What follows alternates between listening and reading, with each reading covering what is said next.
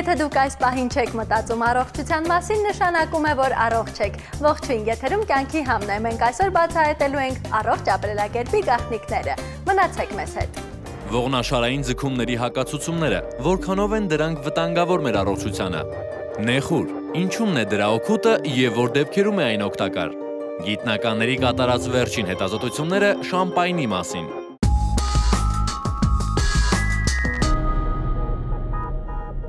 Դելտա կլինիկը շարունակում է անակնկալներ մատուցել։ Այս անգամ եւս աննախադեպ ակցիա՝ լյարդի ֆունկցիոնալ վիճակի անվճար ստուգում, ինչպես նաեւ գաստրոենտերոլոգի, ուրոլոգի եւ գինեկոլոգի անվճար խորհրդատվություն։ Կենտրոնում իրականացվում են նաեւ ամենամատչելի տարբերակով սոնոգրաֆիկ հետազոտություն, դզրուկաբուժություն, համակարգչային ախտորոշում եւ այլ հետազոտություններ ու բուժումներ։ Հասցե Թամանյան 6 Կասկադի հարևանությամբ։ Հեռախոսահամար 500 560։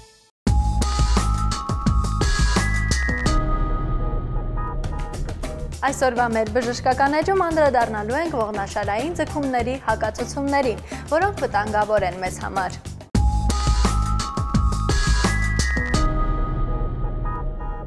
Ողնաշարային հիվանդությունները շատ ժամանակ զարգանում են այն ժամանակ, երբ որ կատարվում է չնախատեսված միջամտում ողնաշարային լարվածությունը թուլացնելու համար։ Դա կոչվում է կարճ խոսքով ասած ձգումներ։ Ողնաշարային ձգումները լինում են տարբեր տեսակի։ Մանուալ թերապիան, որ կիրառվում է մեր կլինիկայում, նախատեսված է, որպեսզի հոդակապանային համակարգի վրայից լարվածությունը հանվի եւ դրանով իսկ աջակցվի նյարդային լարվածության թուլացմանը եւ սնուցման վերականգնմանը ողնաշարում եւ հարողնաշարային հյուսվածքներում։ Սակայն ցուցված լինելուց բացի նաեւ կարելի է ասել դա հակացուցված է։ Ինչպես Երբ որ մենք կիրառում ենք այդ հնարքները, մենք կիրառում ենք մարմնի զանգվածի եւ տարիքի հնարավորությունները հաշվի առնելով։ Շատ ժամանակ ոչ մասնագիտացված անձնավորություն, այսինքն ինչ-որ մեկը, որ բուժում է ստացել եւ տեսել է, թե ոնց է կիրառվում հնարքը, բայց չի խորացել այդ հնարքի նրբությունների մեջ, տեսնում է, որ դիմացինը ցավ ունի եւ առաջարկում է՝ «Արի ես քեզ ողնաշարդ մի հատ ձգեմ, բեռնաթափեմ, դու քեզ դրանից հետո լավ կզգաս»։ Բայց քանի որ ինքը չի իմանում, թե ինչ ուժ կիրառի, ինչպիսի հնարք կիրառի, հնարքի չափը ինչքան կիրառի, նա կարող է շատ հանգիստ տրավմայի հանգեցնել, այդ մարդուն ավելի մեծ ցավ պատճառի, քան թե կարող է օգնել։ Ինչպես է դա տեղի ունենում։ Երբ որ մարդ չի հասկանում ողնաշարի կառուցվածքը ինչպես է եւ ցանկանում է օգտակար լինել ուրիշին, նա կարող է ավելնորդ ուժ կիրառելով այդ մարդուն վնասվածք պատճառել։ Վնասվածքը կապանային պոկումներն են, այսինքն միկրոպոկումներ կարելի ասել, երբ որ ջլակապանային համակարգը ոսկորներից պոկվում է, այդ անբնական ուժը կիրառելով մարդու վրա, դուք տալիս եք հնարավորություն, որպեսզի իր մոտ խորանից հյուսվածքներում առաջանան խնդիրներ, բորբոքային օջախներ, այտուցներ, գեմատոմաներ, եւ դրանք էլ իսկ հանդիսանում են ցավազգացության պատճառը, այսինքն ռադիկուլիտը, իշիազը, ռադիկուլյար ցավերը հենց դրանց պատճառով են առաջանում։ Եվ երբ որ մարդիկ գնում են կոնկրետ ասած անբանիմաց հեքիմների մոտ, հետո գալիս են, այո, անբանիմաց, ինչու եմ ասում դա այդ խոսքը այտենց, որովհետև շատ ժամանակ այցելուները գալիս են ինձ մոտ եւ ասում են, որ գնացել են հեքիմի մոտ եւ նա էլ ձգում է կատարել։ Ձգումներից հետո թուլություն են զգացել ոտքերի վրա, թուլություն են զգացել ողնաշարում եւ ընդհանրապես դժվարացել են քայլելուն, շարժվելուն։ Եվ այդպես էլ իրանք շարունակել են գոյատևել, ոչ թե ապրել։ Դրա համար, հարգելի բարեկամներ, առաջի հերթին պետք է ձեզ բժիշկը կամ ձեզ բուժող անձնավորությունը բանիմաց լինի, ինքը բացատրի ձեզ իր կատարած քայլերի գործողությունների նպատակը, որպեսզի դուք էլ ինքներդ հասկանաք եւ օրգանիզմը ստրեսի չենթարկեք, եւ դրանից հետո նոր բուժումը կիրառվի, այնպես որ դիմեք համապատասխան մասնագետներին, որոնք տեղյակ են ողնաշարի հիվանդությունների գոյացմանը եւ դրանց բուժման եղանակներին, եւ դրանից հետո ստացեք արհեստավարժ, նորմալ մասնագիտացված բուժում։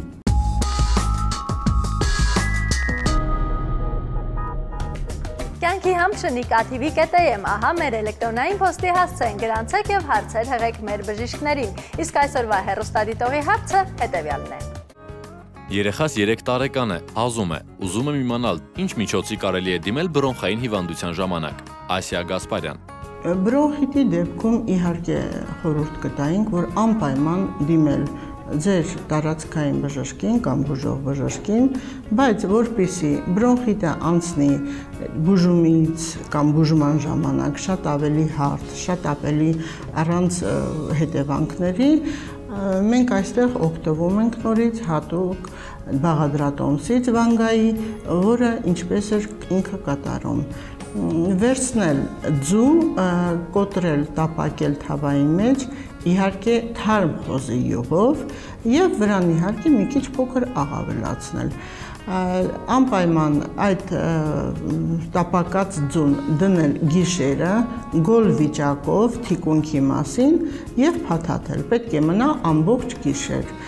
Բայց միաժամանակ պետք է նաև այդ ընթացքում հիվանդության օգտագործի այսպիսի բաղադրատոմս նույնպես։ Վերցնել գլուխսոխը, կճպել, կճեպներից ազատել, միաժամանակ հանել միջուկը, ծիլը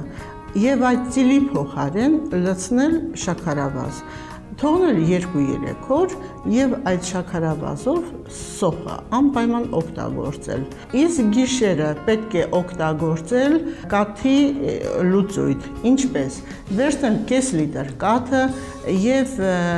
մեջը 2-3 տերև տատրախոտ ավելացնել ու թրմել։ Թրմելուց հետո խմել 200 գրամ այդ կաթի բաղադրությունը,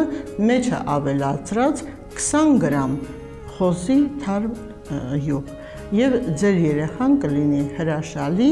առանց հետևանքների և չի ունենա ոչ մի խնդիր։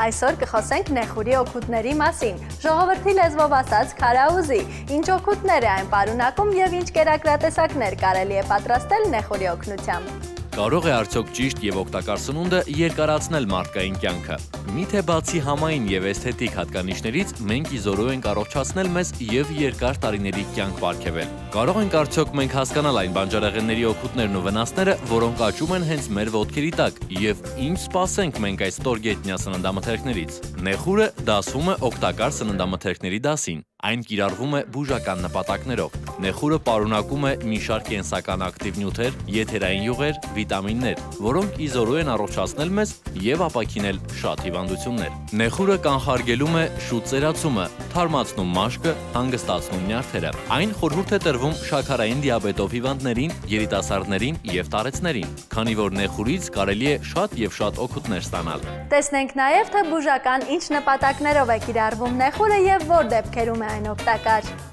Նեխուրից պատրաստված թուրմերն ու դեղամիջոցները խորհուրդ են տրվում լյարդի, երիկամների հիվանդությունների, մարսողական համակարգի խանգարման դեպքում։ Դրանից պատրաստվում են նաև նյարդերը հանգստացնող դեղահաբեր։ Այն պարունակում է 2-ից 4% շաքար, 1-ից 2% սպիտակուցներ, ֆոսֆոր, երկաթ, A, B, E, K, PP խմբի վիտամիններ։ Բուժական նպատակներով է կիրառվում նաև նեխուրի հյութը, որը խորհուրդ է տրվում մի շարք հիվանդությունների դեպքում։ Նեխուրի հյութի հաճախակի օգտագործումը զերծ կպահի մաշկային հիվանդություններից, կմաքրի այրունը վնասակար նյութերից։ Կարելի է նեխուրի հյութին ավելացնել նաև եղինջի կամ երիցուկի հյութը։ Այն նպաստում է վերքերի շուտ ապաքինմանը, հիանալի հակաբորբոքային միջոց է։ Նեխուրի հյութին կարող եք նաև 1 թեյի գդալ մեղր ավելացնել, ըմպել այն ուտելուց առաջ, որի արդյունքում կստանաք ախորժակ գրգռող, մարսողական համակարգը կարգավորող և իմունային համակարգը ամրապնդող ըմպելիք։ Նեխուրն առավել օգտակար է հում վիճակում օգտագործել։ Այս դեպքում այն ապաքինում է ստամոքսի, միզասեռական, ճարպակալման հիվանդությունները։ Այն օրգանիզմից վերացնում է թունավոր և վնասակար նյութերը։ Նրա 2 մեծ տերևն անգամ կապահովի մեզ օրեկան վիտամին A-ի չափականակով և վիտամին C-ով։ Նեխուրից պատրաստվում են զանազան ապուրներ, աղցաններ, համադրելով այն խնձորի, գազարի և այլ բանջարեղենների հետ, որոնք միանշանակ խոսում են առողջ ապրելակերպի մասին։ Նեխուրից պատրաստված կերակրատեսակները հաճախ որպես խավարտ են մատուցվում։ Դիետոլոգները խորհուրդ են տալիս նման կերակուրներով օրվա առաջին մասում սնվել, որոնք երկար ժամանակով կհագեցնեն քաղցը և էներգիայով լի կպահեն։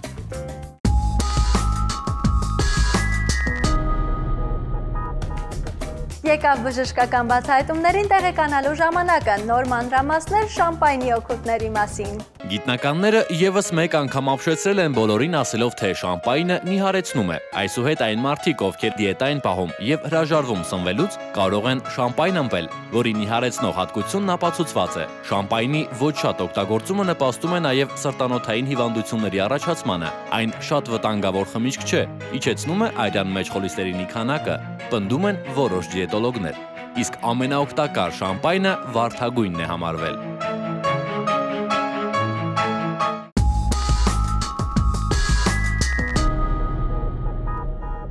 Դելտա կլինիկը անակնկալ է մատուցում առաջարկելով ճիճվագրության, արյան մեջ գլյուկոզայի, ձվարանների, ողնաշարի, վահանաձև գեղձի անվճար ստուգում, ինչպես նաև բժիշկների անվճար խորհրդատվություն։ Դելտա կլինիկում գործում է նաև նորագույն տեխնոլոգիաներով հագեցած լաբորատորիա համակարգչային դիագնոստիկա, որ ստուգում է ողջ օրգան համակարգերի ընդհանուր վիճակը։ Հասցե Թամանյան 6 Կասկադի հարևանությամբ, հեռախոս 500 560։ Հաղորդմանը սպասարկում է Մանիա գեղեցկության սրահը, հասցե Կոմիտասի 3, հեռախոսահամար 22 60 42։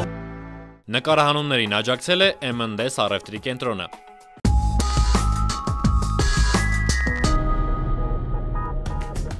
Առողջ ապրելակերպի չափաբաժինն այսօր այսքանն էր։ Գնահատեք ձեր առողջությունը, ապրեք առողջ եւ երջանիկ։ Եթերում կյանքի համներ, ձեզ հետ Նոնան։ Կհանդիպենք։